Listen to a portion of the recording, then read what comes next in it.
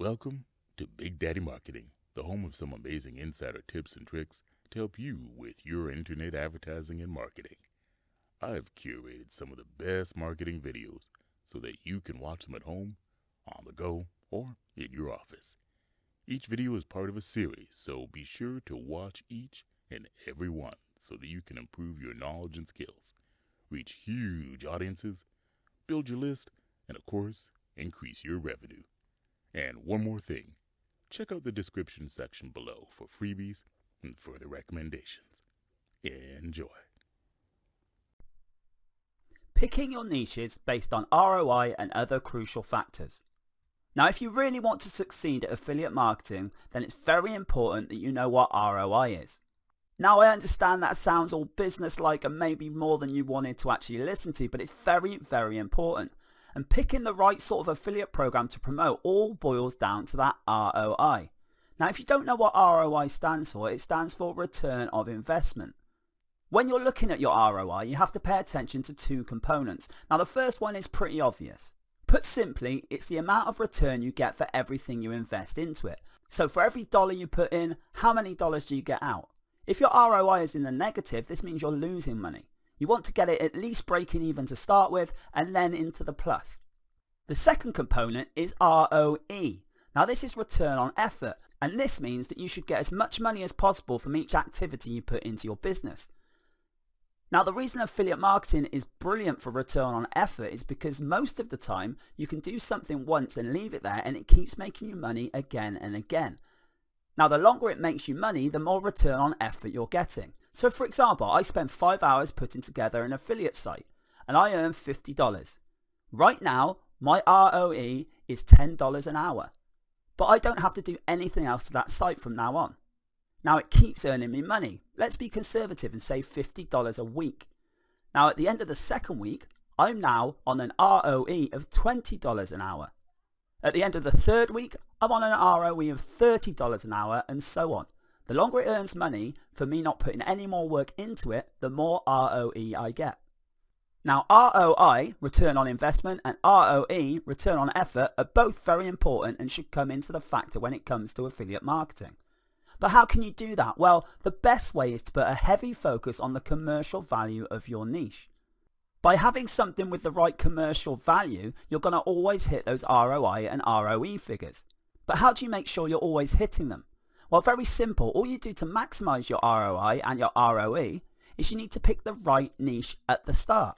Now, a lot of people get this in the wrong order. They often build a business around an affiliate program and then they find out that that niche that they're targeting is just too hard or too saturated, or just they don't get that particular niche, so they can't turn a steady profit. Now, if you follow the steps in this video, you'll be able to make sure that you're maximizing your ROI and you're going to spend less time and make more money. Now, here's the niche selection process. Step 1, identify your personal interests.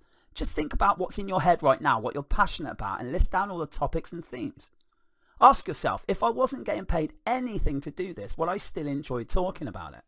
Now, the reason you want to do this is because you don't want to lose passion. And if you choose something that you don't really enjoy talking about or being involved in, then you can run out of this passion really soon. And if that's the case, you're not going to enjoy this. Step number 2 is using Google's own keyword finders to find the commercial value of keywords. Now, to do this, you'll need a Google AdWords account and you'll need to go in the Keyword Planner tool. Now, this tool will tell you the average cost per click of keywords, and this gives you an idea of what people are spending on paid traffic in that particular niche. Now, you're not going to be spending money on paid traffic, or you might do in the future, but for now, we're just finding the commercial intent. Now, don't worry, you don't need to be running ads. You can get a free Google AdWords account and you can use this in there. Now, when you're in there, it will give you an idea of how much people are spending. And you should sort of go for the middle of the road type of thing, because you don't want a very, very expensive niche and you don't want a very, very cheap one. They've both got different reasons not to go there. Go for something in the middle range and you'll have the best possible chance of making money in it. This will also mean that if there's people paying for different adverts, and that's what they're telling you in this keyword tool, is that it's commercially attractive. And that means there's going to be affiliate programs that cater to that niche and you'll be able to tap into those to make money. Step number 3 is to find out the actual volume of those searches. Now, the same tool that we've just used to find out the commercial intent will also give us a rough monthly search volume. Now this will also give us keywords related to that niche so that you can see whether it's actually being searched for. Now again, go careful with the extremes here. If there's not a lot of traffic, you may not make any money off it. But if there's too much traffic, then they're going to be in high levels of demand and there might be very stiff competition. Especially when first starting out, trying to stay in the middle ground. Step number 4, we're going to use Google's search feature. Now we're using this to find out the competition level.